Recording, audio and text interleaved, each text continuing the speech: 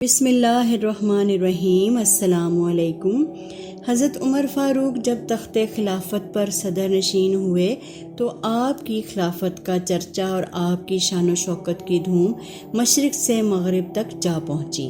جس وقت بادشاہ ہرقل نے آپ کی تعریف اور آپ کا ذکر سنا تو بڑا بے چین ہوا اور ایک نصرانی پہلوان کو انعام کا لالچ دے کر حضرت عمر کو شہید کرنے کے لیے آمادہ کیا اور کہا کہ اگر مدینہ جا کر حضرت عمر کو شہید کرے گا تو تجھے بہت سا مال و دولت دیا جائے گا۔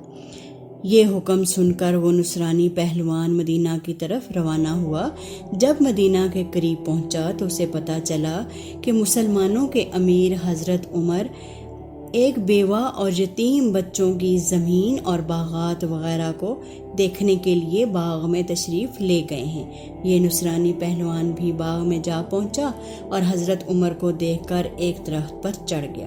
کچھ دیر کے بعد اتفاق سے حضرت عمر بھی اس درخت کے نیچے تشریف لائے اور ہاتھ کا تکیہ بنا کر زمین پر لیٹے اور بغیر کسی بستر اور تکیے کے سو گئے۔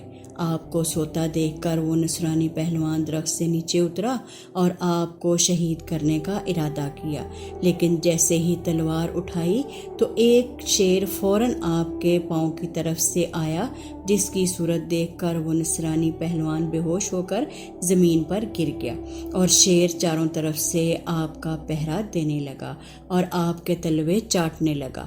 اس نصرانی کے گرنے سے حضرت عمر بیدار ہوئے۔ جب آپ کی آنکھ کھل گئی تو شیر غائب ہو گیا۔ آپ نے اس نصرانی پہلوان کو پوچھا کہ تو کون ہے؟ نصرانی پہلوان: جناب، آپ کا رتبہ اللہ نے بڑا بلند کیا ہے۔ میں بیوقوف آپ کو شہید کرنے کے ارادے سے یہاں آیا تھا، لیکن جب آپ سوئے تو جنگل سے ایک شیر آپ کی حفاظت کے لیے آ گیا۔ یہ سن کر حضرت عمر نے چاروں طرف دیکھ کر فرمایا کہ یہاں تو کوئی شیر نظر نہیں آ رہا۔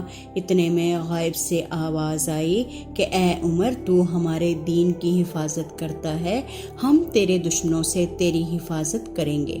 یہ غائبی آواز سن کر نصرانی پہلوان بھی حیران ہوا اور آپ کے ہاتھوں کو بوسہ دے کر عرض کیا: حضرت، جنگلی شیر آپ کا پہرا دیتے ہیں اور آسمان کے فرشتے آپ کی تعریف کرتے ہیں، پھر آپ کے ہاتھ پر کلمہ پڑھ کر مسلمان کیوں نہ ہو؟ یہ کہہ کر وہ نصرانی مسلمان ہو گیا۔ لوگ حضرت عمر سے عطیات وصول کرنے کے لیے جمع تھے۔ لوگوں کا ازدحام لگا ہوا تھا۔ اس دوران حضرت عمر نے سر اٹھایا تو ایک آدمی پر نظر پڑی جو لوگوں کی صفوں سے آگے بڑھ رہا تھا اور اس کے چہرہ پر چوٹ کا نشان نظر آ رہا تھا، جس نے اس کی کھال کو چیر دیا تھا۔ حضرت عمر نے اس سے پوچھا، یہ کیا ہوا ہے؟ اس نے بتایا کہ اسے ایک جہاد میں یہ زخم لگا ہے۔ حضرت عمر نے فرمایا، اس کو 1000 کی رقم دو۔ چنانچہ اس آدمی کو 1000 کی رقم دے دی گئی۔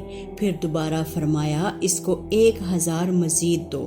اس کو 1000 مزید دے دیا گیا۔ آپ رضی اللہ نے 4 مرتبہ فرمایا، ہر مرتبہ اس کو 1000 کی رقم دی گئی۔ پھر اس آدمی کو کثرت عطا سے حیا آئی اور لوگوں کے مجمع سے نکلتا ہوا چلا گیا۔ حضرت عمر نے اس آدمی کے متعلق پوچھا کہ وہ کہاں گیا؟ بتایا گیا کہ ہم نے دیکھا کہ اس کو زیادہ دینے کی وجہ سے حیا آئی اور وہ چلا گیا۔ حضرت عمر نے فرمایا، خدا کی قسم، اگر وہ یہاں رکتا تو میں اس کو دیتا رہتا حتیٰ کہ کوئی درہم یا مال باقی نہ بچتا۔